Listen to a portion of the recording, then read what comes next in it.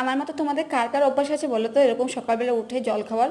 তো আমার না ঘুম থেকে উঠলে এরকম পুরো জল তৃষ্ণা পেয়ে যায়, তার জন্য মুখ ধুয়ে দেরি না করে আগে জল খেয়ে নিই। তারপর দেখো আমি রান্না চাপিয়ে দিয়েছি। তো আজকে তো রথ ছিল, এটা আজকের না অবশ্য কালকের ভিডিও, আমি ওইভাবেই বলছি। এটা রথ ছিল, তার জন্য আমি নিরামিষ রান্না করেছি। দেখো শাক ভাজা, চিচিঙ্গা ভাজা, চাল কুমড়া ঘন্ট, আর এদিকে ছিল মুগ ডাল। আর রান্নার মাঝখানে আমি চা বানিয়েও খেয়ে নিয়েছি, তো আমি বাবাকে খেতে দিয়ে দিয়েছিলাম। তারপর আমার স্টুডেন্ট আসলো, আজকে যেহেতু রথ, বিকেলে রথ টানবো, তার জন্য আজকে দুপুরবেলা পরিয়ে দিয়েছি। তারপর ওই নতুন রান্নাঘরে নতুন র্যাকটা বসালো, তার জন্য রান্নাঘরের অবস্থা আবার সেরকম নোংরা হয়ে গেছে। তারপর আবার সেগুলো পরিষ্কার করে খেয়ে দিয়ে তারপর স্নান করে নিলাম দুপুরবেলা। তারপর চলে গেছিলাম আমি পাশের বাড়িতে, এখানে যে বৌদির হচ্ছে গৃহপ্রবেশ ছিল। তো আমি একটু সিন্নি খেতে ভালোবাসি বলে বৌদি বলেছিল যে তুমি একটু তাড়াতাড়ি গিয়ে সিন্নি প্রসাদটা খেয়ে আসো। কিন্তু আমার তো আর সকালবেলা যাওয়া হয়নি, তাই দুপুরবেলা গিয়ে সিন্নি প্রসাদটা খেয়ে আসলাম। ভালোই ছিল। আর তোমাদের কেমন লাগলো অবশ্যই বলে দিও ঘরটা।